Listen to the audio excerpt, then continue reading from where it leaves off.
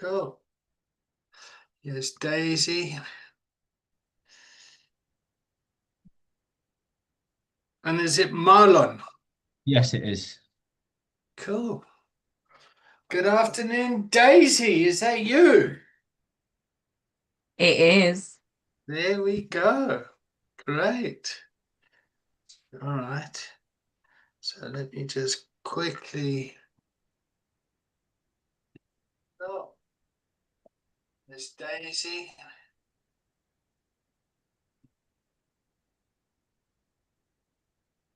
Sorry, 1 second. Right, Daisy, you up to reading the screen? I can try. Good. I hate reading the screen, so I. Okay, can you see that? I can. I don't know why you put the dyslexic person in charge of reading, but Mm. it's fine. I Because probably I'm won't dyslexic, so there you go.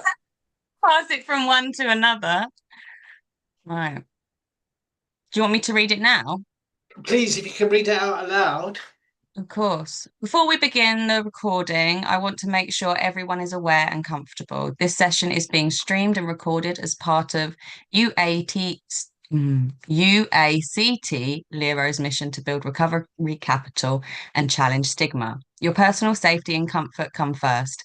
If at any time you would like your contribution or the recording deleted, please say so, and it will be removed without question. Please remember, take personal responsibility for what you share. This is an adult learning environment, not therapy, mutual aid, or a faith-based organisation. If you are happy to proceed, please give a verbal yes or use the chat to confirm you consent to be recorded. Yes. Yes. Yes.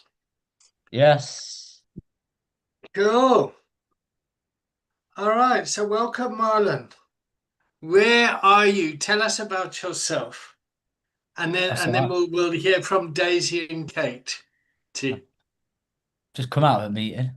Have you? Okay. Yeah, so I'm Marlon and I'm in Thailand currently. I'm actually in a residential rehab called Helena currently, where I'm volunteering. I was a client here 7 months ago. Previously, I've had two nice little lamps of sobriety, and stretching back 6.5 years ago. And after my first year of being in recovery, of being clean, I started volunteering at a treatment centre in the UK, and then went into the one-to-one treatment centres where I was a recovery case manager, and did that for 3 years, flickering between Spain and the UK. And yeah, I relapsed last October, 24, and I came into Helena at the end of June. So yeah, I'm back 7 months ago. I'm volunteering here, just taking it easy, and I'm looking to delve into the world of recovery a lot more, and get a much further insight, and to be, hopefully, fingers crossed, to be an accredited sober companion. That's the goal. Oh, you're accredited already. You want a piece of paper? Yeah. Yes. Yeah, good. All right, we can organize a piece of paper for you. Don't you worry about that, mate. Okay, so please excuse me. You'll get used to my sense of humor. I take this work very seriously, but I also don't take myself too seriously. Thank you for such a authentic introduction. Okay, Daisy, would you like to go next? Well, I'm Daisy. I am the Executive Director at Reach Out and Recover Kent. We are a lived experience recovery organisation. Um, I have done the recovery coach training with David, and the systemic wellness stuff. Um, yeah. What else would you like to know? That's wonderful. Let's Perfect. go. Let's hear from Mareka. Hi, are we introducing ourselves? Sorry, I was a Yes, we've minute gone late. very formal and posh. Oh, okay. Hi guys, I am Marika from Cape Town, South Africa, and I have loads of lived experience with addiction on both sides, being in addiction and being affected by addiction. And yeah, that's me. I can go on for a long, long time with lots of time frames, but let's just leave it at that. Thank you, Uh, Marika. Katie.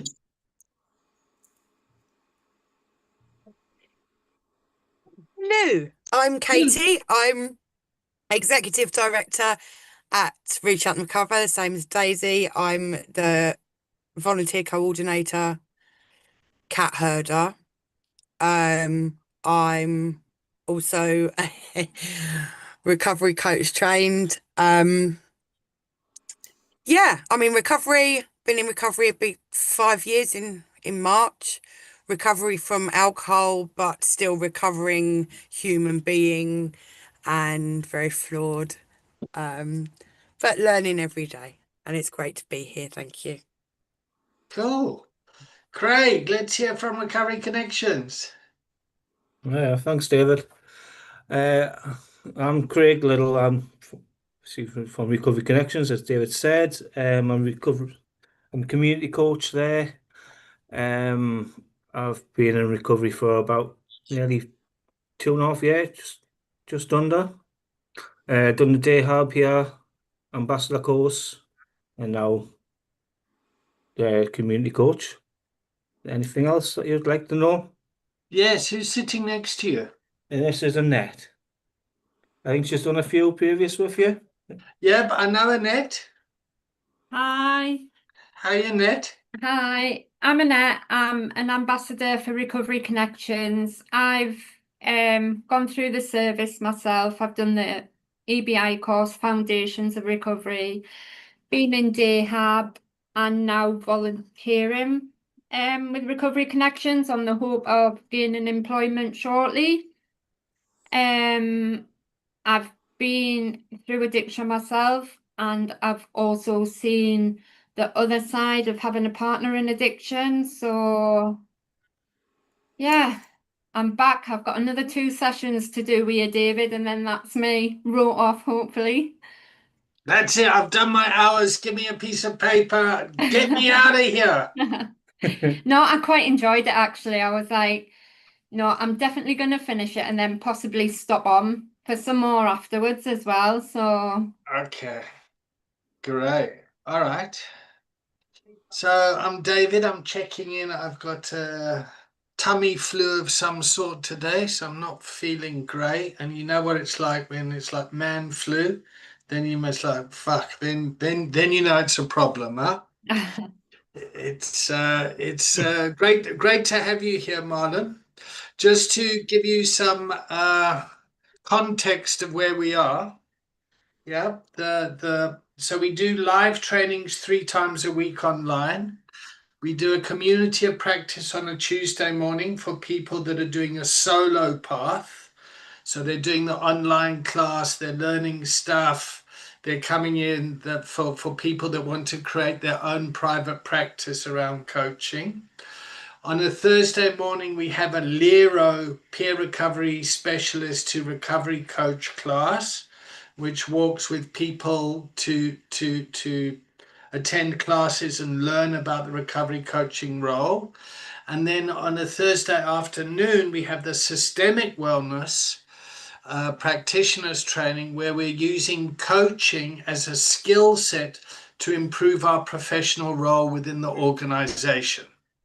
Yeah, so a lot of organizations use coaching to influence the culture of the organization to deliver on what it's mandated.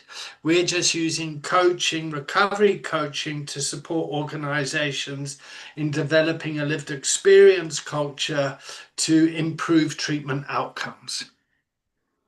How's that for a sales pitch? Eh? Fucking impressive, eh? I'm Trish, having fun. welcome back, Trish. Hello. Hello, how was your holiday? You Really meant to good. smile while you're selling. Yeah, it was good. First day back at work today, so So you're catching up. depressed? No, I love it. Yeah? Yeah, All right. And how was Emma? she's all right. She's the same. First day back at work today, so yeah, I both good. really missed her. I've just Did been dying to text her and say, fuck, we need your help, Emma. Come on, come back when you come. But I've had to back off. you? Because and I think that's a good place to start today. It's like, what are the boundaries, yeah, between lived experience, being a professional, and the role that you have in the organization? And I'm really poor at those. So just saying, yeah. So Daisy, that looks like that's a nice topic for you. Is that correct? You get in there. Thank you. Yes. Is it? Okay, great. So Yes. let's go. Oh, somebody else just joined. Hello. How are you? Would you like to check in? Yeah, sorry I'm a little bit late. Checking in good, bit stressed, lots going on. Tell them who you are first. Sorry. Sorry, David. It's Jade. I don't know if you can see us. Shall I tilt it down a little bit? There we are. Hiya. Yeah, just Jade from Gateshead. Checking in okay. Busy and a bit overwhelmed, but not bad overwhelmed. So, Good. getting Okay. there. And what's your role, Jade? I'm a community coach. Community coach. Okay, great. All right. So it's building today's container. We're talking about boundaries. Yeah, but Marlon's here from Thailand. Oh, Yep. So yep, he's volunteering at a facility at the moment in Thailand, and I've invited him to drop in and see if he wants to stick around and get some pieces of paper. Is that fair enough, Marlon? Okay, great. All right, Daisy, over to you, love. Four. I thought we were talking about boundaries. We can talk about boundaries. I'm not the best at boundaries. I always work past my working hours. I'm always on the phone and talking to people about everything all the time. And yeah, so I'm not the best at my boundaries. I'm trying to get better. I think But for what? us, But what is it about your willingness to kind of work outside of boundaried hours, which is beneficial for the community you serve? I think, Raw is a new organization. Yeah. We haven't been around for very long. Myself and Katie work in roles where the boundaries of our roles are quite blurry. We do a lot of jobs, wear a lot of hats in our organization. And to be able to fulfill the need that is there to push Raw forward and to kind of achieve the things that we want to do, sometimes that does require putting in extra hours, answering messages when it's past our working hours, because we also work pretty much solely with volunteers. And that means that some of them work 9 to 5 jobs, some of them, can only contact us outside of our working hours. So if we didn't blur those lines, and if I just, ignored anyone past 5 o'clock or didn't do any work past 5 o'clock, a lot of the work wouldn't get done. That's as simple as it is at the moment. And what would happen if the work didn't get done? I wouldn't achieve the things that I wanted to achieve. And what is it that you want to achieve? I want us to grow a Great. lot in the Yeah. next year. Me too. Yeah. All right. Now, is that a normal business problem or is that a Lero problem?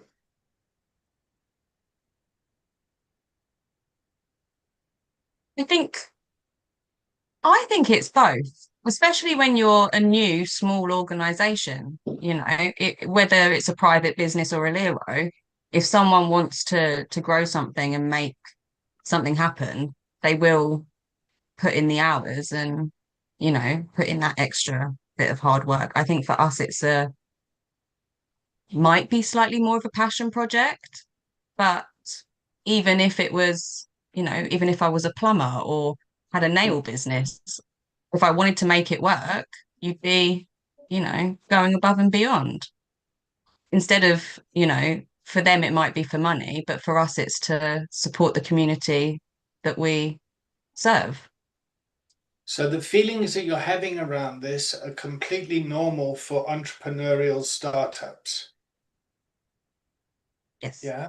You've got to wear many hats. You've got to do all sorts of things. You've got to work out of hours. You've got to, yeah.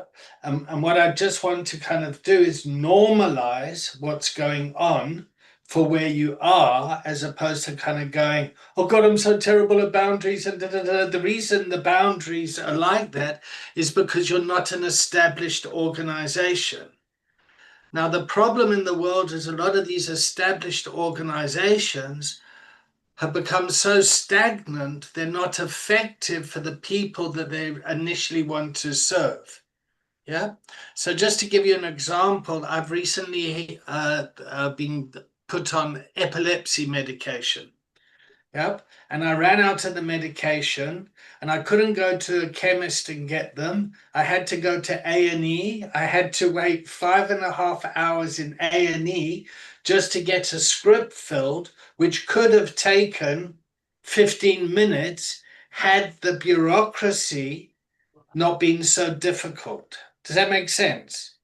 Yeah. So someone in your organization, they're in crisis, some volunteer. Yep. So your volunteers are out on the front line. The shit hits the fan. They need to get hold of you. And you don't have the luxury of saying, well, speak to night shift. I'll address it in the morning. It's like, it's got to happen there and then. Yeah. Okay. How are you keeping yourself safe here? Oh, James, have you just joined us? Can I just think about that for a second? James, welcome. Do you want to check in, mate? Yeah, I'm good. I've just been on a meeting. I got off a bit late. I'm all right though. Cool. How's your dog? I've always got to ask about your dog. He's all right. He's running around here now. I'm working from home, so Cool. he's just running about the house. It's been getting decorated, so he's a bit all over. Doesn't know what's going on. Oh, I know that feeling. Okay. I was just been on. Obviously, I was been on a panel meeting, so I got off a bit late. No problem. No problem. Welcome. Well, as long as when you're sniffing like that, you're not doing lines of coke, we should be all right. Nah, I've had a cold and a bad chest, and obviously I'm at the back end of it now. Yeah. Okay. Just look after yourself, huh? Yeah. So we're talking boundaries, and the conversation's now gone, how do we look after ourselves, working in environments where the boundaries are challenged all the time, because those are the people that we need to serve. Right. Yeah. So Daisy, back to you. I think for me, I try and keep myself accountable to what I can and can't do. And when I'm reaching, say, capacity, or, you know, if I'm personally struggling, I'm quite vocal about that now. You know, at the start, I would have been like, yes, I'll do everything. And, you know, but now I'm very much more aware of my limits when I am, you know, pushed and raging, as I said earlier this week. I'll make it clear to people that, you know, that's how I am at the moment. And I'm quite happy now to move things over to someone else. If I can't do it or if I don't have the time to do it, I am getting better at delegating. I'm trying. Right. Okay. So delegation is a skill that you need to work with in your role, to be aware of what's happening and then to delegate. Yeah. All right. So what are some of the feelings that happen that makes it difficult to delegate? And I'm asking everyone here. Control. Control. Who said control? Jade. Yeah, hi. I feel like sometimes if I want things to go a certain way, I can become a bit of perfectionist and like to control things, so I don't want to pass it over. I get scared in case it goes wrong, or maybe I'm blamed, and if I have responsibility for it, then I would like to do it because I like to have control of that situation. Yeah. And what's the impact of that? I think it means it's occasionally you can give yourself more work than you need to. Yeah. And how does that impact your relationship with your colleagues?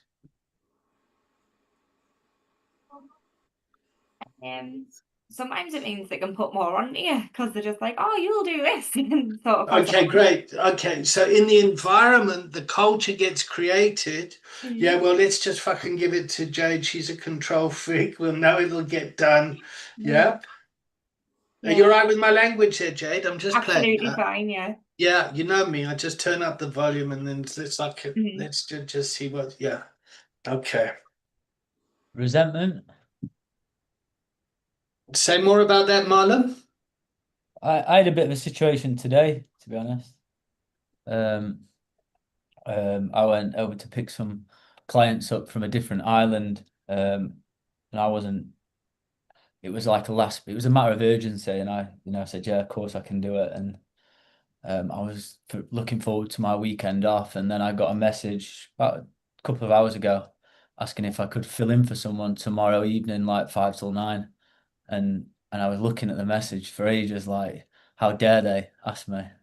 I've got a weekend off, I've done extra days, and it was a matter of really pausing and taking some time, and and I found a solution for it, but really I was playing the scenarios over in my head, different outcomes, and I thought, oh, I'm really starting to resent people here, but I did a bit of people please. I couldn't say, I felt like I couldn't say no, and I didn't want to let people down, so I did end up saying yes. But the meeting that I was going to essentially do by myself, I'm doing it with a group of people. But I could see how if I keep allowing myself to give in when I've granted myself some free time, I could see how this could really turn into a major resentment for me, and yeah.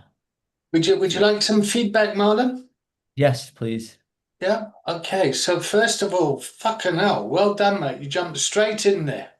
So really wonderful. Thank you so much. I think you highlight a very common problem. Yeah, that thing about having to step in crisis and then having low self-esteem around it. That wasn't a word you used, but it's a word I use. So if it doesn't land, let me know. But then moving into that people-pleasing behavior, taking it on and then getting resentful around it and then having that tension. Does anyone else relate to that? I do. Yeah. Fuck. Okay. So if you want to know how to fix that behavior, you've come to the wrong course, mate. Like that.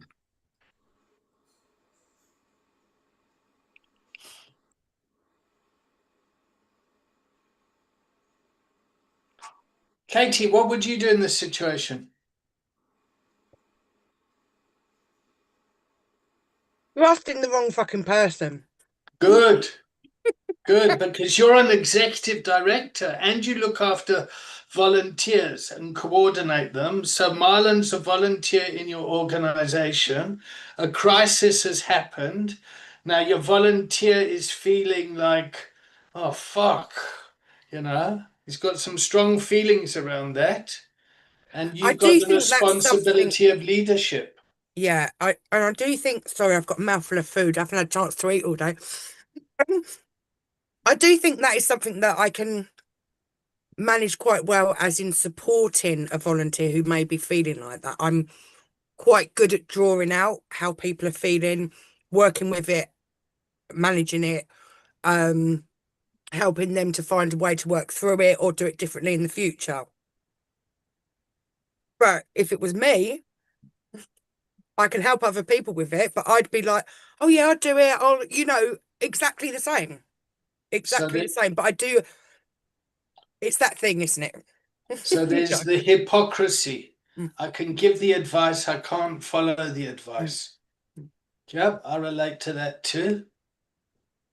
All right.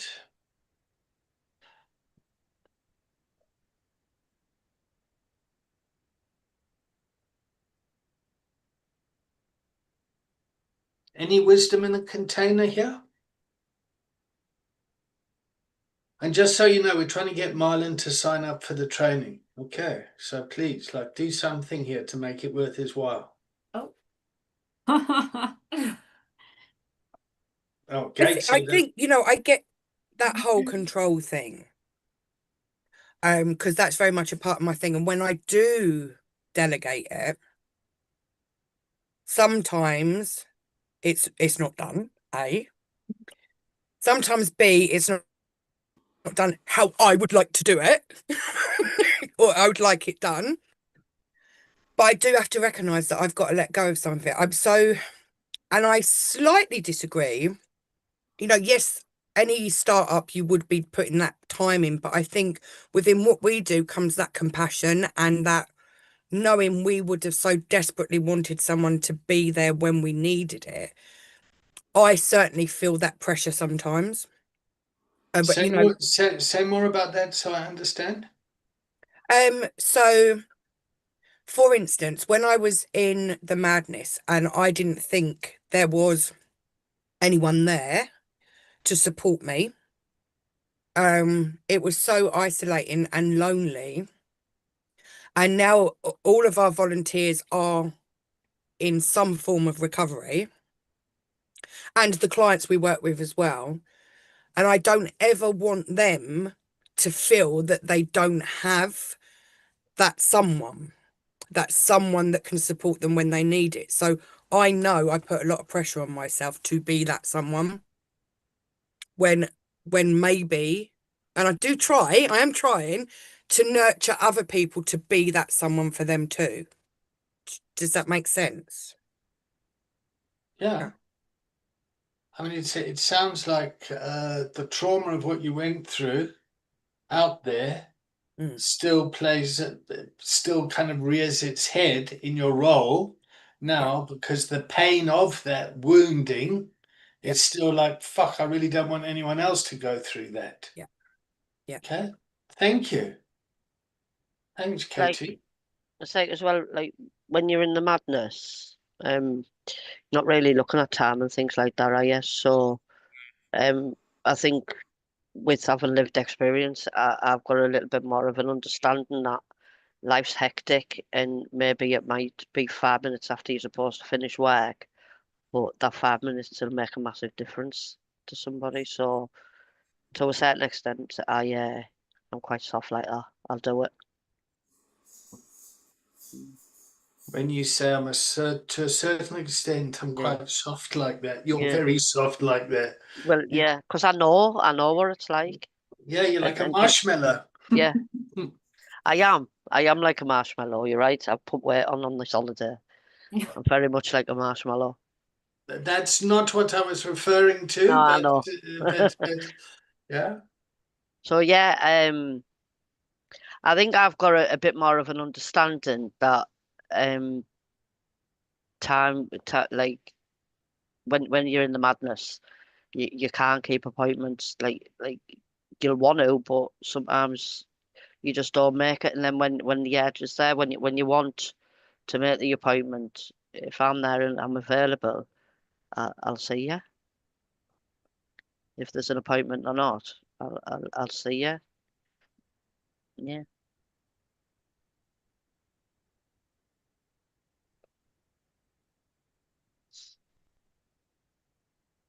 Mareka, what are you learning from this class? to be cautious, not to become resentful. Um, Good luck with um, that. as a service to yourself. But also, I think, like Katie said, remembering where I come from, and yeah, the will to give back, and not see it as a big deal. Yeah, I think we are in very special positions in terms of the ability to help others, and it doesn't take much if it is extra time or a bit of family time, so be it. But also, David, coming back to the boundaries,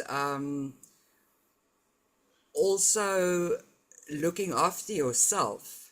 And I think that was a question you asked Daisy, how does she then look after herself when she needs to wear all these many hats?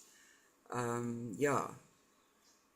And also on boundaries, for me, a big thing that comes to mind is empathy.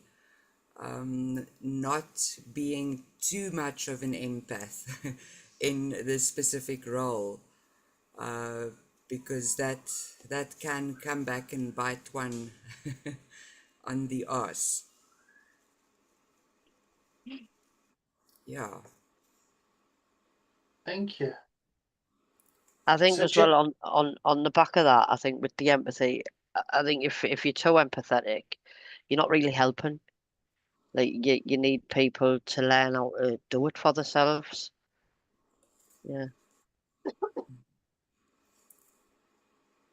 so what would that look like, Trish?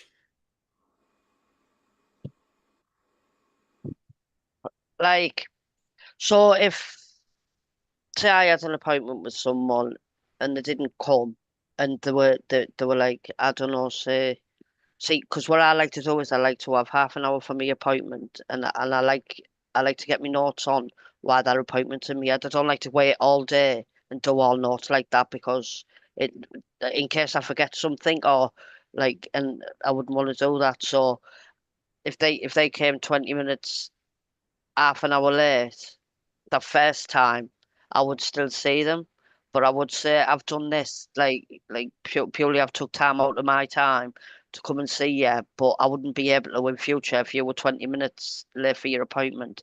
It wouldn't be possible for me to see you, so I will give them that one chance, and then so it's just about taking accountability. Like, if you want this appointment with me, you need to come on time. So you make them aware of the impact that this has had on you. Yeah, Yep. In a kind of clear and compassionate way. yeah, yeah. Yeah. So without kind of shaming them, like, so I'm not here to shame you, but the impact is that, like, I can't do this again because I've got Like, it's other people behind me and I've got to write my case notes. yeah, And the other thing I want to say is people that write their case notes straight after a session, it can be very therapeutic hmm or cleansing because you get the shit out of your head. and then Yep. you refreshed, so you can give your 100% to the next person instead of the last person you've seen running around in you. It's just the way it works for me. Some Yeah. people, maybe it's And not, and but I, and I want to say I'm the complete opposite. I'm terrible with that just yeah, that because doesn't surprise me. yeah, but that's just for my learning style, Yeah, the way that I think about stuff, and people that come from a very clinical environment, social workers, psychologists, they're very good at that sort of note taking and case notes and all that, and that's very important for them. yeah, Yeah, but that doesn't mean for me in my role as a coach that necessarily works for me or the client. Yeah. So I've got to find a way to make sure that we've got the notes, yeah, that I'm kind of clear, and that the client's benefiting from the interaction. Client, human, person, whatever it's, whatever politically correct words in place at the moment. Yeah. So James, you Sorry, I'm butting in, but I had a couple of, it was about 7 months ago. I had an argument actually with someone from a clinical background who I was in session with, and he was taking notes while I was speaking, and I really kicked off about that. Saying that my time, fantastic. Tell us about that, Marlon. my time's valuable. I feel like you're disengaging. You're not taking this seriously, and you should be well equipped to be able to do this after the session, not during the session. I can't concentrate. I feel like I'm not heard, and there was a So big you were sitting there as the client, the patient. What was your Yeah. role in there? It was therapy. It was therapy. Okay, so you're going there. So your therapist was taking notes. Yeah. And that triggered something in you that made you think, for fuck's sakes, will you just listen to me? What's going on? Yeah. I just felt like I was being dismissed. Yeah. Like Yeah. I instantly, my mind started going elsewhere. Like, oh, I know what he's doing here. Probably what, he's trying to shorten his day. He can't be bothered to do this stuff later. So he's, wasting my time. I'm paying him to do his job that he should be doing later. Sort of, that's where my mind was going. Yeah. But So you again, you were paying for him. yeah. Okay. So this is a paid service, a private therapist, and the dialogue inside of you was like, fucking hell, listen to me. Don't double dip here. Yeah. Don't cut your day short and fob me off. Yeah.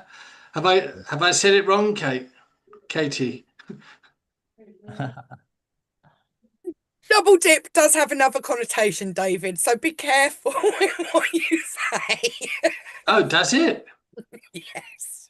Oh, what's it?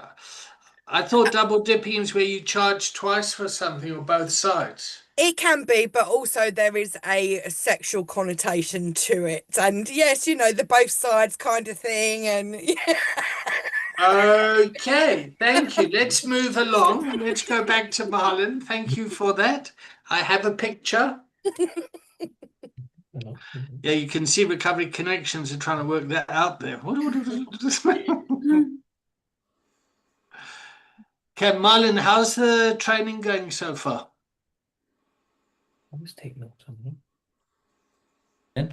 I like how it's quite serious and formal. Yeah, it's nice. It's a nice environment.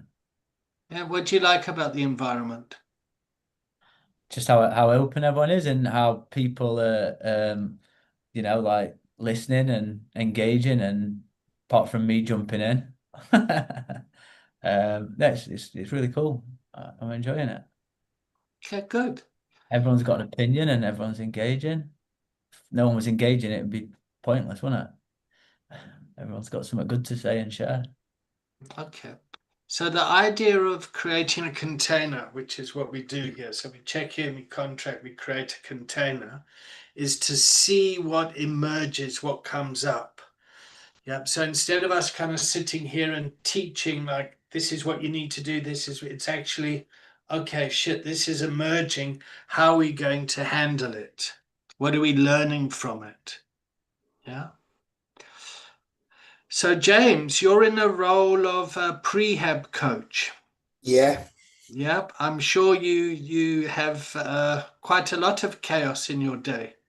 Yeah. Well, no, not because obviously they only do 3 sessions with us. So it's 3 sessions 3 times in the week. And it's just to give them information on my experience on rehab. And then we do like a readiness tour with them and take them to a panel to get them into the rehab.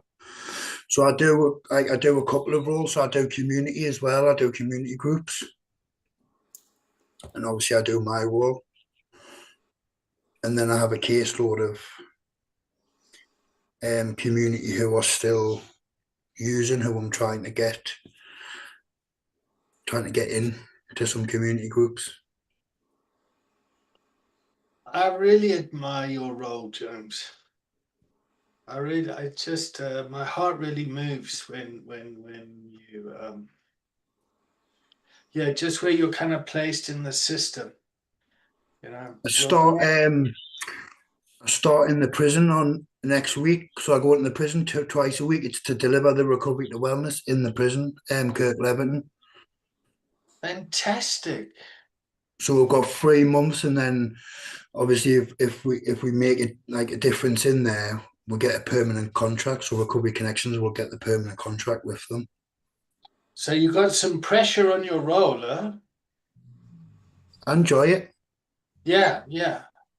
But I mean, the eyes are going to be on you. Yeah. Yeah. Yeah. Who's this? You've got lived experience in that environment, hey? Yeah. Yeah. Okay. And I'm sure the stigma has impacted you as well. Yeah. Yeah. Okay. Is it all right if I talk about it a bit for training purposes? I sound like one of those call center people. This Yeah. call is being recorded. Yeah, sure. Yeah. Yeah. All right. Okay. So James has lived under Her Majesty's care before. Yeah, he's come out and went back to using and is now quite stable in his recovery and has a lot of real value in his lived experience. Yeah. So now that's being used in a role where he's going to be going to, it sounds like going to a prison to deliver a recovery wellness program. Yeah. In recovery, to build the recovery capital with them. Wonderful. Okay. So you can imagine how much stigma and pressure might still be on James. Yeah. Who's this fucking ex-offender coming in here now? Fucking, they're gonna bring it. You can't trust these. Once an addict, always an addict. All that sort of stuff. Yeah. Is that fair enough to say, James? Yeah, I know. So obviously, I go into the prisons through my fellowship. And obviously, one of the prisons I went in last month, there was 15 people in the meeting. 9 of them I had actually been in prison with and sold them drugs and stuff. You had been in prison with them. With 9 of them, yeah. And wow, how was that for you? It was a bit weird because I went on the wing. You actually go onto the wing I was on. So it was a little weird, but obviously once I shared my experience, and obviously most of them knew, is that in the scene that I was clean, the scene how I've done it. A lot of them got a lot of hope, and a couple of them are actually being released soon, and they want them to come to that fellowship and try to sort the lives out. So once you share your experience with them in that prison, the stigma lifts, because then they realise that what they are as well. They get some hope and realisation around their problem through my experience, and so the stigma, there might be a couple who with the stigma in there, it just seems to lift the minute you share your experience. It seems to lift. The story really moves me. How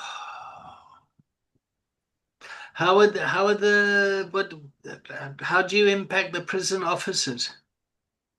What do you mean?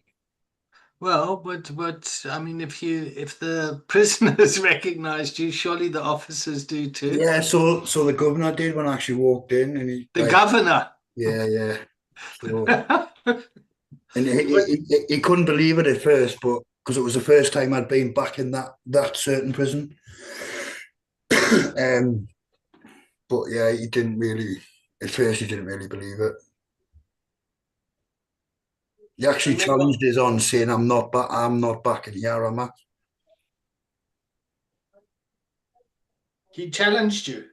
Not chat, like just questioned, oh, you're not backing the are you? Okay. He's like, "Oh, fuck you back again." And you go, "No, I'm here to help people. I'm delivering recovery talks." Yeah. Fantastic. How does James's story impact the container? It makes me feel really joyful. I'm like, yes, that's what Yeah, it's all about. yeah, I love it. I love that, and I love the fact that he uses his lived experience with being to prison and that. I think when people know that you know what you're talking about when it comes to lived experience, they tend to open up a lot more, and actually it does give them hope because they're like, well, if you've lived through it, then why can't I? Yeah. And yeah, it's amazing that, James. Well done. Thank you. I'm the opposite. It made me a bit sad. It's sad to think that the governor thought that the only reason why you would be back would be in a negative way. Because I was in and out of my life. Ah. I'm glad you proved him wrong. Yeah, I know. So am I. Annette, Craig? I just think that there should be more people like James out there doing things like that. Because like you say, lived experience speaks so much more than someone reading it out of a bloody book to you. I mean, how can you express or even begin to understand how someone's feeling if you're reading shit out of a book? It baffles me. I feel like I can't get what you're saying there, but I feel like people who have just come out of uni or read it out of a book or whatever, I think they do care and they want to help. They'll just never get that little bit of that lived experience that Yeah. we all get. But Yeah. I think they still do care. It's just obviously they don't get that little bit what we Yeah, do. so I agree with Trish. Like, although they've read stuff out of books, so I work alongside professionals in a clinic team, and I just think with us together, they can do the professional side, and I can do my lived experience side, and I don't know, it seems to be a bit like it's magical when it comes together.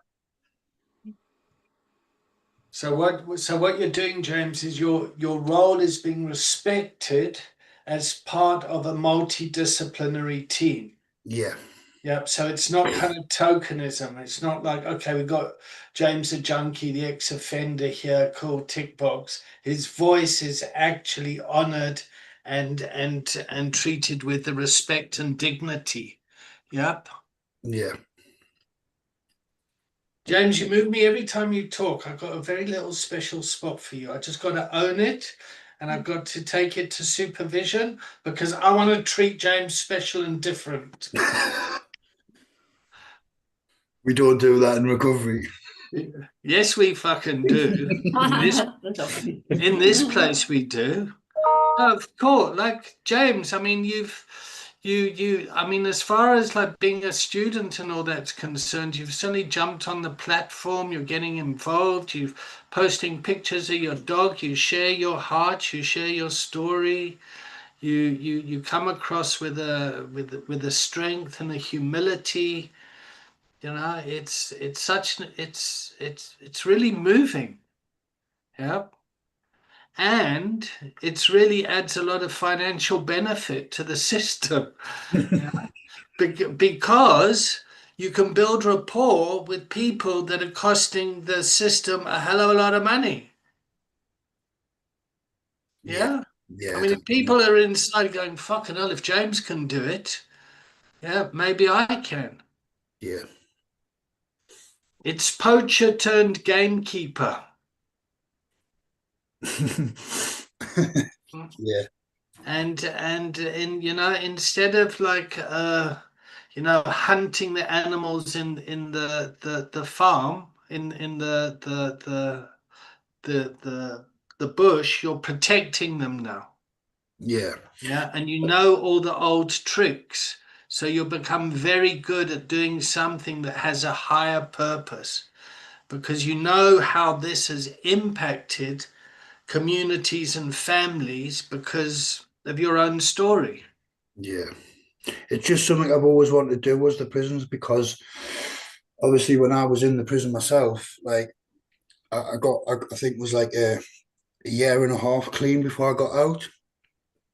And I didn't want to use when I got out, but I didn't know nothing about me. And I just think if I had had something like that in the prison before I was released, support there for when I got out, things might have been different. And I just think that if I can go in there and I can give them that and try and have some support for them being released because it's an open prison. So if I can try and have things, we can try and get things in place for them coming out, give them a bit of hope. I think that there is things out there for people like that. Like, yeah, that's all I want to do because if I had that, I think things would have been different. It's fantastic. And I mean the system is structured in quite a siloed way. Yeah.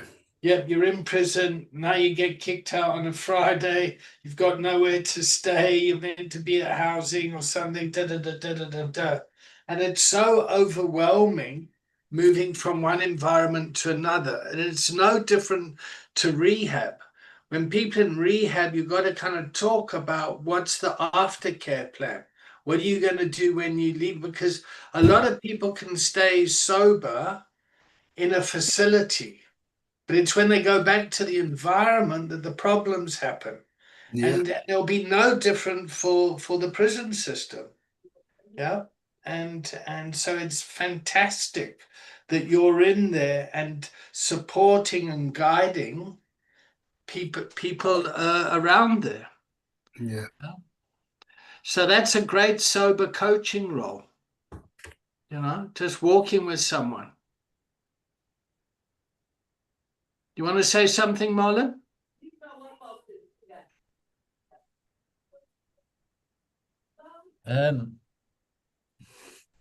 I mean, the identification is key. I mean, I've never been to prison, but I've done my fair share of things in the past. But I mean that to reach that pure connection, it's when I've been speaking and communicating in a coaching way style with people who have been to prison. I have not been to prison, so there's sort of a bit of a block. It's not that pure identification, if that makes any sense. I think with is it James's experience of being instantly being able to get on that level with them and people seeing him in there and spending time with him in there and seeing like just seeing that transformation. It's amazing, really. It's amazing. But I've struggled previously again. I mean I've not quite won the entire confidence of the other person because I couldn't quite connect with the fact of I didn't quite make it to jail, which was sort of like, Okay, so Marlon, don't go and commit a crime and go to jail just so you can bond with your client. Yeah. I don't think you need to be going like. So I don't think you need to be that experience of prison. So once if they're coming to you, they have that hope that there's something there, anyways. And I think I've just seen people go in that mindset of where I can't relate to him, but you can help him in recovery, so you can relate. That like it's just the building a recovery capital is that we all have different experiences that we can teach this person.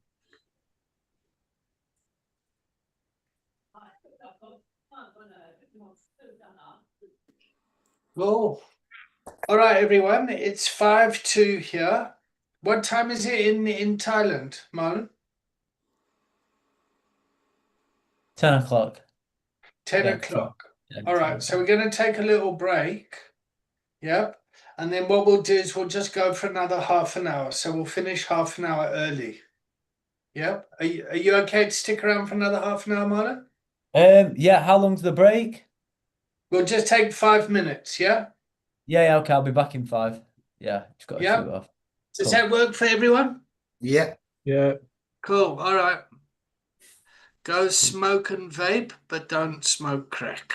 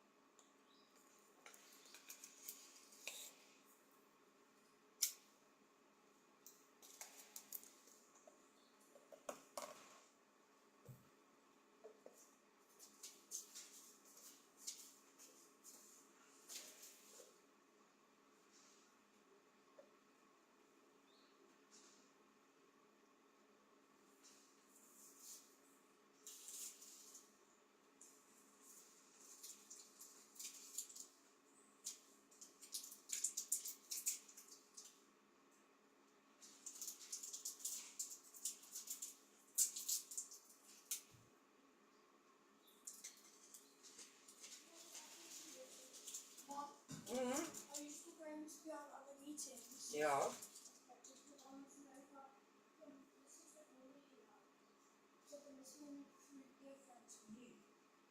All right, we can go to do.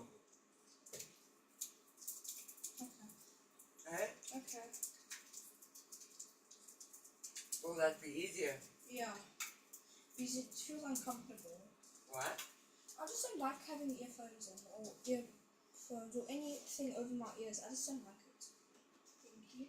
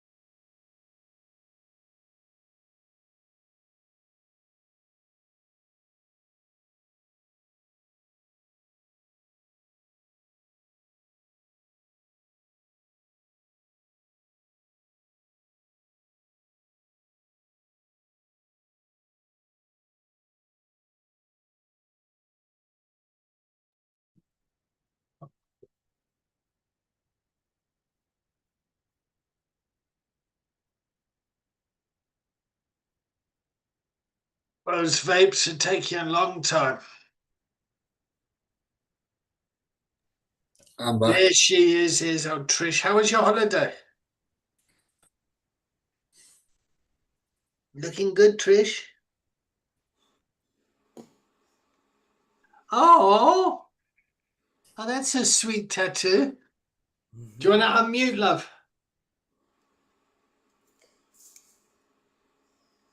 Yeah, we got matching. You got matching tattoos? Yeah. Oh, I know, sad and cringe. no, it's fantastic. You two are So so in cute. love. It's so nice.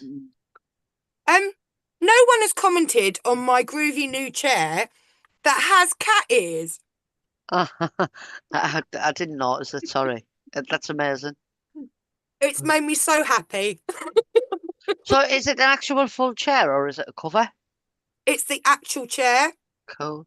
Yeah, it's got The little. chair's got cat ears. Yeah, and they've Oh, got bells on them. Get your headphones out.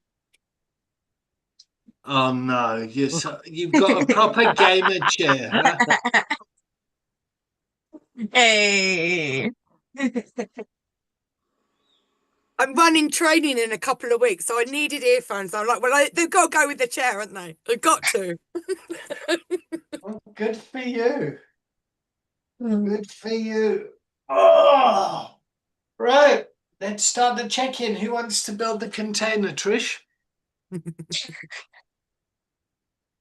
Yeah, I'm checking in good. A little bit more energy after that little break. Yeah, looking forward to the next half. Bring it on. I'll tag Daisy. Thank you. Yeah, I'm feeling good. Yeah, I'm excited for the next half of this. And yeah, that's it. Katie, just as you're eating.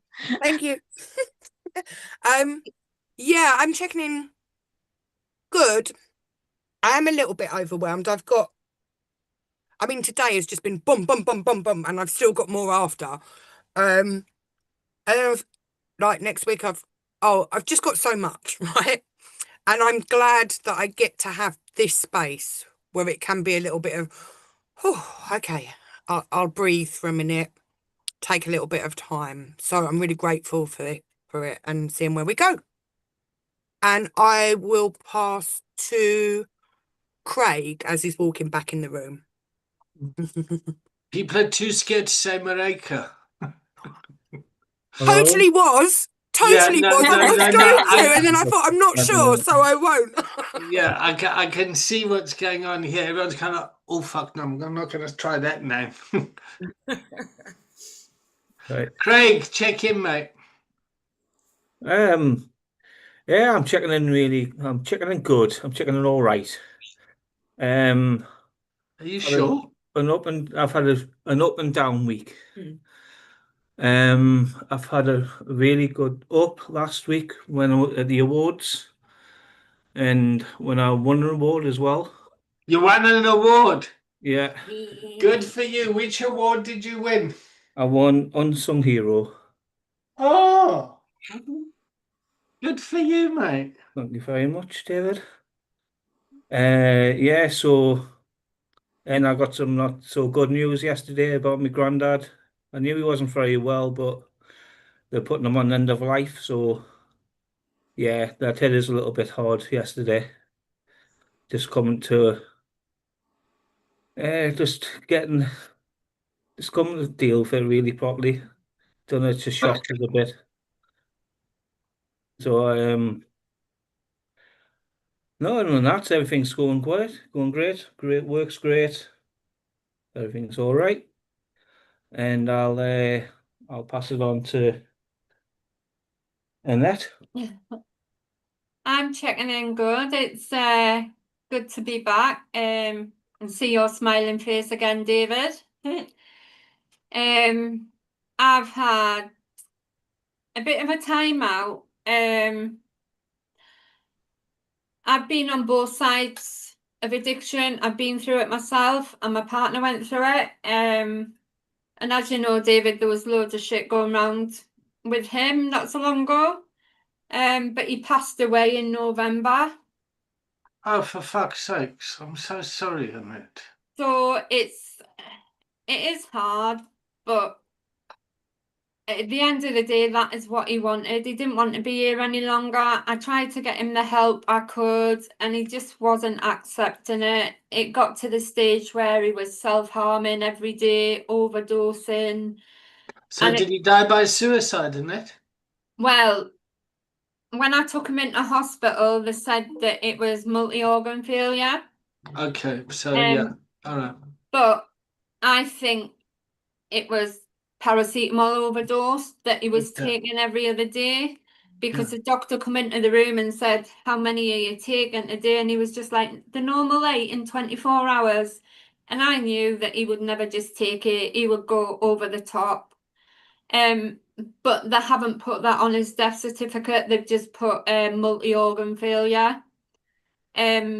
Because if we had have wanted to find out if that was the reason why he passed away, he would have had to go for an autopsy and everything, which meant we wouldn't have got the results till February. And obviously it was just before Christmas. We just wanted to get his funeral and everything out of the way. So yeah, it's been a bit of a up and down time. And I was really close to picking up myself with everything that had gone on. So I've engaged back into the service with Recovery Connections for like trauma therapy and that as well.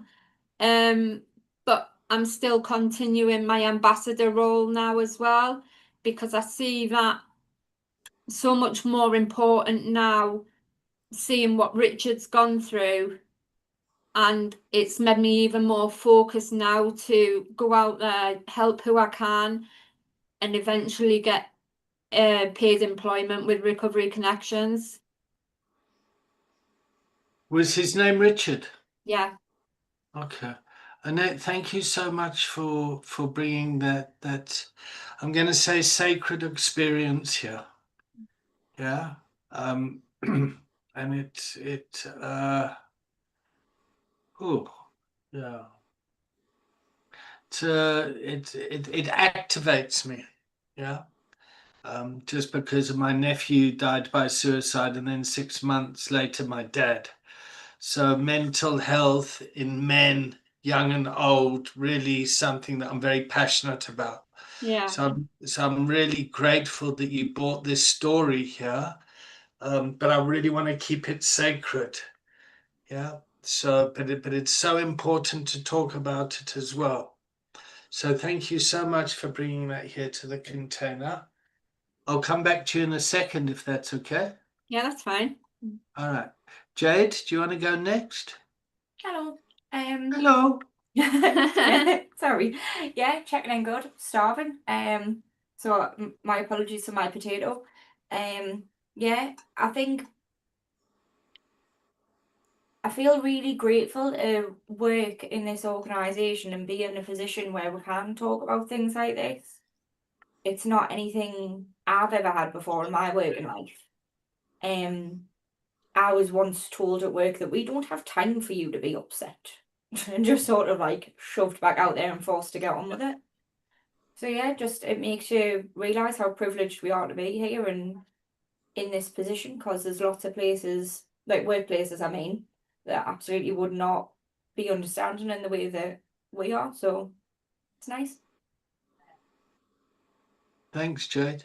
Okay, I'm going to rescue everyone. Marika. Thank you, David. I'm checking in physically less hot. I was sweating just now. It's 30 degrees in Cape Town. And I am checking in interested. Cool. And Marlon.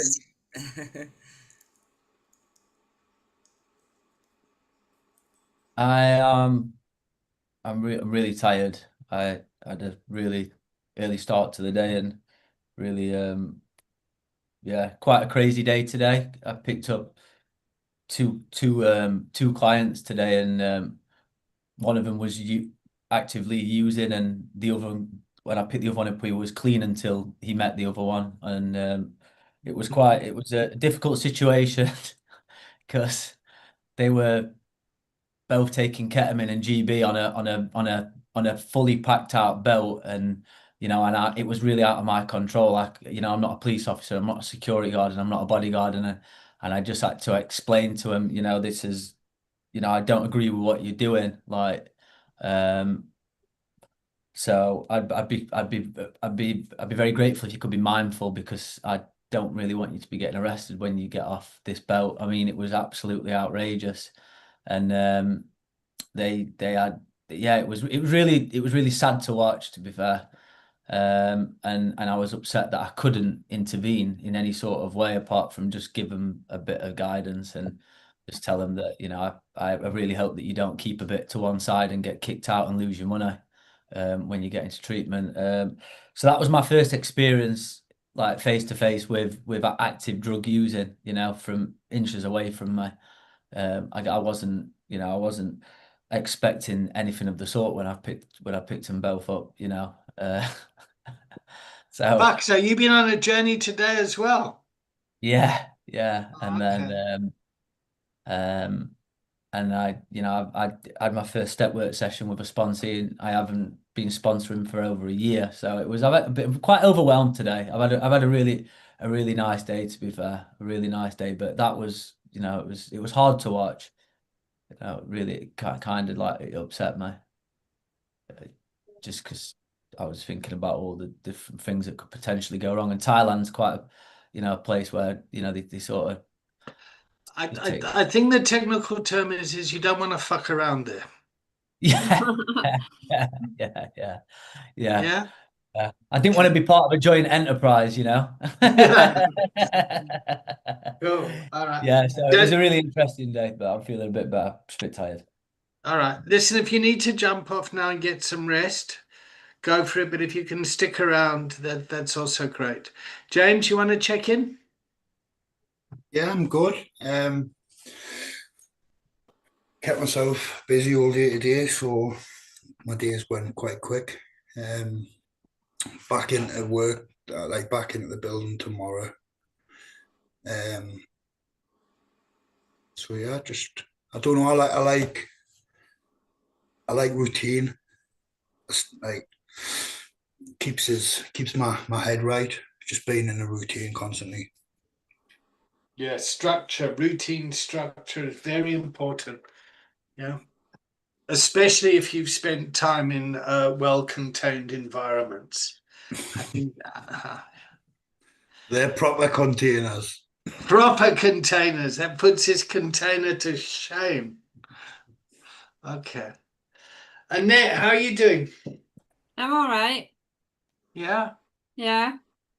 Okay. So I think it's fantastic that you've brought this to the container. One of the challenges with lived experience and boundaries is, where does personal life and professional life, where's the fucking blur? Where's the, like, I've just lost my fucking husband. What do I do about this? I was so overwhelmed, I almost went back out there again. There's and to have a place to just voice those feelings, I think, is very, very important. Not only is it important for you, but it's incredibly important for people in the container. Yeah. So would you like a bit of time? I'm fine. Do you know what it is? This is the first time I've literally spoke about it and I haven't burst out crying. But this time. Okay. All right.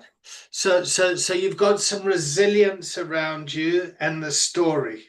Yeah, lots. Yeah. Okay. Great. Okay. So I feel so tearful. Yeah, and my mood is kind of elevated because I'm sick. Yeah, and it just touches, it just activates stuff in me.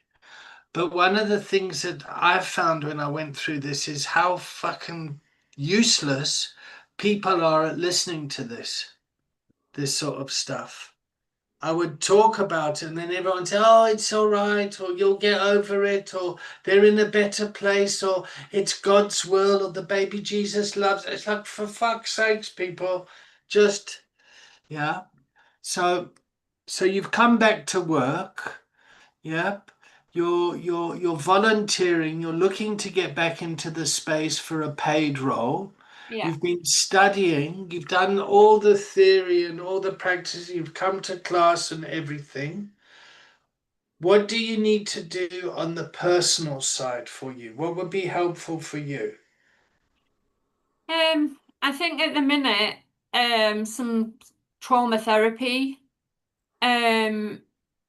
Obviously, death was my thing that triggered me anyway. Well, you had a hell of a lot of anxiety, so you were hyper vigilant that this was going to happen. Yeah, yeah, Yeah, like it's like, oh absolutely. my God, this might happen, and now it's happened. Yeah. Yeah, and sorry if my response was a bit like, oh fuck. No, It's no, just it's that fine. I just got history with you and your story, and I had no idea. So Uh-huh. yeah, so the fucking thing happened, huh? Yeah, it did. It was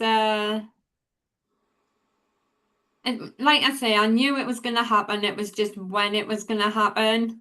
Hmm. And to be honest, I knew it was gonna be that night when he phoned me because like I'd seen him on the daytime and he was literally on his hands and knees. He couldn't breathe, he couldn't walk.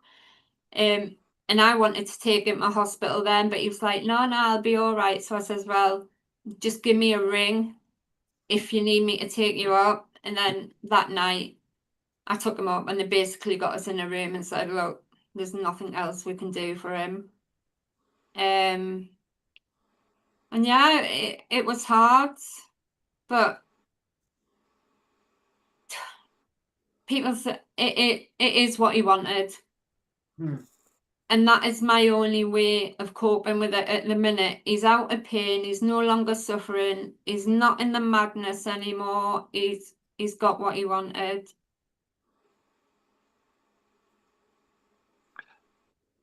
So, not to take away from your story, but I really relate to that feeling that my dad he decided he was fucking going on this bender, and he just started drinking and drinking and drinking. And I just kind of knew that this was going to happen. Yeah. And I was okay with my decision of letting him go on that route. Yeah. Mhm. And my family, they wanted to intervene, or what must we do, and all that sort of stuff. And wasn't my role anymore. It's like, fuck. And it doesn't make it less painful, but it helps me. For me, there's a bit of dignity in that. I hope I'm making sense. Mhm. Like, this is where I feel so unqualified in this area. Oh fuck! There you go. Even the higher power said, "David, stop talking now." Yeah. Yeah. So when my dad did basically die, I got a sense of relief that I'd honored his wishes. But I couldn't really talk to anyone about it because Yeah. people didn't really want to hear that truth. Mm. Yeah. And my sisters, I got three sisters, they had a very different response to it. But that's them and their story. Yeah. And it's lovely to see you, Annette. It's good to be back. I just need to keep focused and busy. Okay, well, talking about boundaries and being busy, if you want to fucking work all the time, we're here.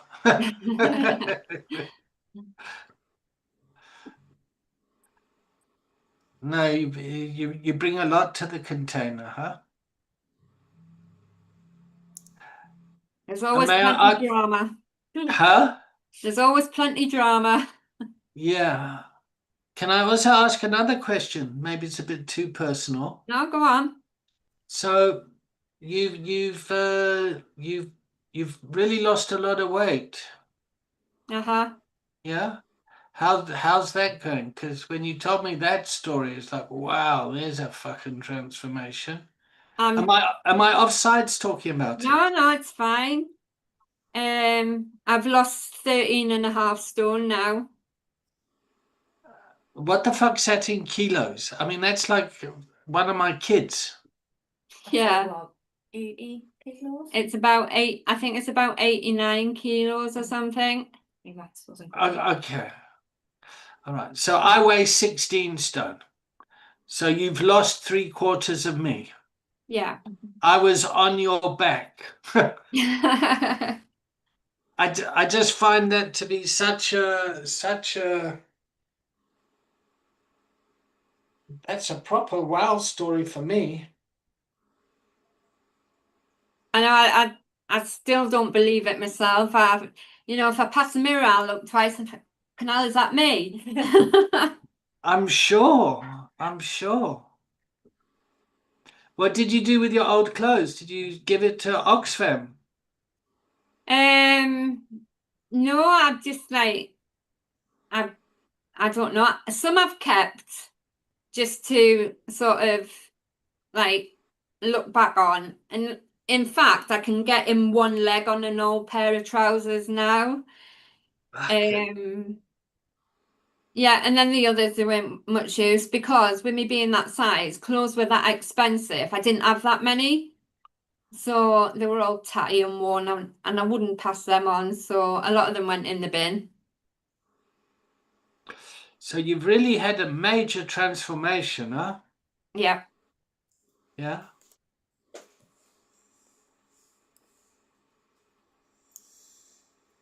Okay. How's the feeling in the container?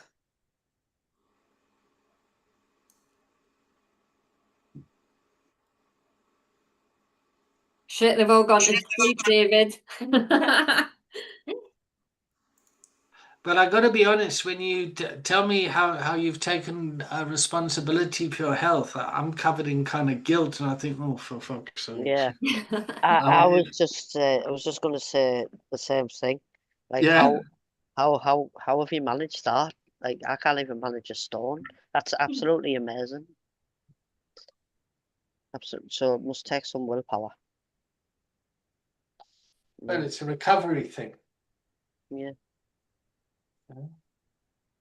Like you said, it feeds into my like guilt a little bit, or my, oh, am I really doing all right? Because do you know what? Yeah, all right, I've stopped drinking, but fucking hell, I ain't lost weight. I've not got fit. I'm not. Do you know what I mean? I'm like, oh, maybe I need to do a little bit more work. Yeah. So But incredible. I mean, congratulations. That's amazing. A lot of determination to do that. All right, so let's start to wrap up. Yeah. So Marlon can go back to sleep.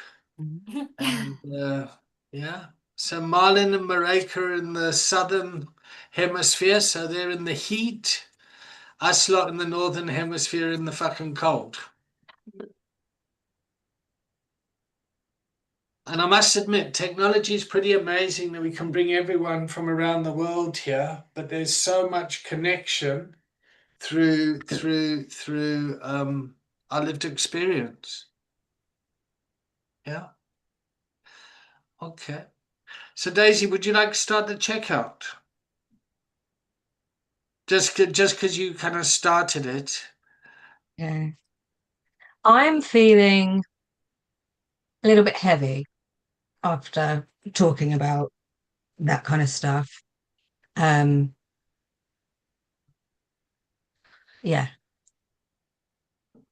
Um, so the anniversary of my dad's death is in a couple of weeks.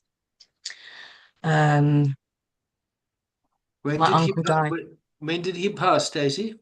when I was 16, so about Okay. 15 years ago now. Um, My And is it- uncle passed away in a similar way of a paracetamol overdose. And my mum is currently kind of losing her dad to dementia. So everything feels a bit, so it's all been Whoa. activated. yeah, Yeah. it's just a little bit heightened at the moment. So, and trying to deal with my granddad's dementia and his care has been kind of at the forefront of my mind at the moment because he's in crisis and we need to find somewhere for him to live. So yeah, talking about dad's dying is a bit like, oh, it's made me feel a little bit heavy this afternoon. Well, quite tearful as well. I mean, it's like, oh. Yeah, exactly. You know, it brings those things which I am guilty of putting to the back of my mind, you know, right in front of my face. So, you know, I've been saying to Katie for the last couple of weeks that I'm in a really bad mood. And for me, anger or frustration is a lot easier to express than sadness. So when I say, most of the time, when I say that I am angry and I'm frustrated, it means that I am sad. And I've been filling that hole of sad with work and distracting myself.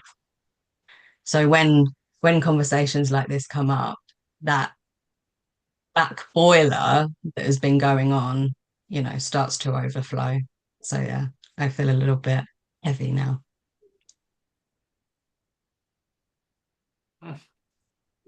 I feel so tearful myself, and I'm just like moved by the courage in this container just to say, I mean, the fact that you just kind of sit there and goes, actually, I'm not fucking angry, I'm sad, but I'm masked with anger. And anger is a good emotion for boundaries. And we started off talking about boundaries, and I just really appreciate that you bring I'm going to say the truth of the tenderness of your relationship with your dad and your uncle and your granddad into this environment, and just share so authentically around it.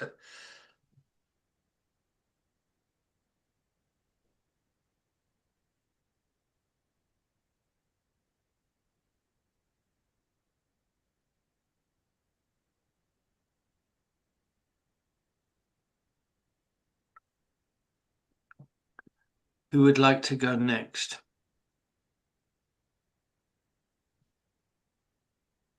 I will go. I try and poke Daisy. She's that. And I feel What did you just say? I try and poke her. I know, no, it doesn't sound good, does it? But to dislodge those emotions. But I know how difficult it is for Daisy to express that stuff, so I'm really impressed with you bringing that today, Daisy, and I really think that's powerful. Thank you. I thank all of you for sharing that stuff today. And actually, it didn't touch me in that way. It gave me a sense of gratitude because when I lost my dad a couple of years ago, I now realise that I dealt with that in a really healthy way. And he'd had a long life, and it was okay, and it was how he wanted it, and blah blah blah. And there's no residual. Yes, of course, I still feel sad, and he sits on the table beside me in his photo frame, but I actually worked through that and was able to because I was in a place of sobriety to do it. And so there's a little bit of recognition for myself actually there as well. You know, I'm quite proud that I did do that because everyone was watching and waiting for me to fuck up. And I didn't. So very pleased about that. So thank you. Thank you for the container. Great as always. I will pass it to Trish. Did you check out? I've forgotten now. Wow. It has been a bit heavy there, hasn't it? So I lost my dad, and my dad was a drinker, and for as long as I can remember, he drank. He was an alcoholic, but well, it's not funny, but he died from SADS. So he died from sudden adult death syndrome. So when they'd done an autopsy, there was absolutely nothing wrong with his organs or anything. Although he'd suffered with his pancreas and things like that, it was actually SADS that killed him, 59-year-old. So it was really unexpected. But what gives me comfort in that is he must have went to bed and he mustn't have felt well because he had a cloth on his head, and he's gone to sleep and never woke up. So for that, I'm grateful Larry never suffered like as much as he would have if it was the alcohol or something that took him. So yeah, it's been a powerful one for me, that. But I've really enjoyed it, and I appreciate everyone sharing because that's massive. So thank you. I'll pass it to Craig. Thank you. I'm checking out. I'm checking out grateful. I'm grateful for what Annette shared, and it just makes this thing that I'm grateful that I know my granddad's not in any. It's nothing near that. He hasn't got any addiction or anything like that. He's lived a full life. I'm just grateful for the time I've got left with him, even though how little it'll be. But just I'm gonna have to, yeah, just make the most of it. Which has made us think about that. So thank you. And I'll pass it on to Annette. I'm checking out a bag full of mixed emotions. I'm full of gratitude. But then I've got a lot of resentment and anger with different things that are going on as well. But I'm so pleased that through my recovery, I found the strength to ask for help when I needed it. So yeah, I'm checking out with gratitude, and I'll pass on to Jade. Stick your head in, Jade. Sorry. Hiya. There we go. Yeah, I'm checking out okay. I'm not gonna lie, I've avoided doing this. It's really hard. I genuinely have. I've really struggled on the 3Ds coaching training.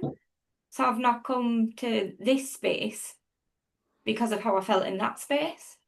So yeah, I'm glad it's not been as bad as what I anticipated. That's something, isn't it? Yeah. Sorry I've avoided you, David. It's not you. Please don't take it personally. How else am I meant to take it? I don't know. I realise what I've said now. No, it's absolutely fine. I mean, the whole point of doing that stuff is to stir up this stuff so we can get a bit of resilience around it, so we can really serve the populations that we're trying to reach out to. So there is a bit of method in the madness, but it is fucking hard. I don't know if you can remember my 3Ds coaching, but I cried solid for like 72 hours. Yeah. The I whole mean, time. if I remember, your husband had hadn't been drinking for 6 years or something. Yeah. Yeah, okay. And you were still impacted by, you still had a lot of fear 6 years down the road. Sorry, I hope I haven't stepped out of I'm line shocked that you here. remember that at all. Why wouldn't I remember it? I don't know, you see a lot of people. So yeah. I'm terrible with people's names, but I remember sacred stories. Yeah, so I don't know. I mean, he relapsed 2 weeks ago, Okay. and that's okay. Fuck, I really just got and stood on a landmine. Yeah, what you've done, you've made us cry, David. Fucking hell. And you know what though? It wasn't drink. So something awful happened. He was masking his feelings. He decided to smoke lots of cannabis and just sit in the garage by himself and get stoned, and that was his way of coping with it. And that's okay. Must I delete this recording? No, it's fine. Are you sure? Yeah. Okay, if you change your mind, let me know, huh? Okay. Who are you tagging? Marlon, have you been? No, I think James is next, isn't he? Okay, you want to tag James? Oh, sorry. Yeah, James, please. Sorry, Yeah. Marlon, you've just been rejected. That's what Marlon went through. How to make someone feel bad. Okay, well, yeah, I'm good. I've enjoyed it. Even though I come on a bit late, which I apologise for, but yeah, I enjoyed it. I always enjoy them hearing just other people's stories and hearing their, their experience on life. It just gives us a lot of gratitude. But yeah, I'm checking out Happy and Grateful. Thanks, James. All right, we'll go Marlon and then Marika. Say it, people. Marika. Go for it, Marlon. Yeah, I was I don't know how I feel, to be honest, right about now. I was really disassociated when you were speaking about death. I just sort of switched off. That might be potential. I've lost two friends in the past few months, two very good friends, one to suicide and one to a brain tumor. Might be potentially why, and I've not really. I watched the funerals online, and I've not really thought about it until probably just brought something up for me then. But yeah, I've learned some good stuff from this meeting. But I like picking up little bits about like the container. I really like that. That's really cool. I just want to thank everyone for their honesty and just sharing really openly and being a safe space to talk and not getting really diplomatic. And I'm really grateful for a good meeting. And I had 6 Ferrero Rochers in that break, and I can't stop thinking about going down to 7-Eleven and buying more. But they're not a wise idea. Yeah, I'm looking forward to coming back and see what happens. Apologies, I'm really tired. Cool. Marika? Yeah, thank you for everyone's honesty. I lost a father and a brother a year ago to addiction. And they, at the time of their deaths, they were both 56 years old.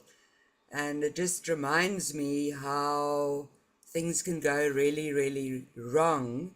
And I find it inspiring to be in a position to help families not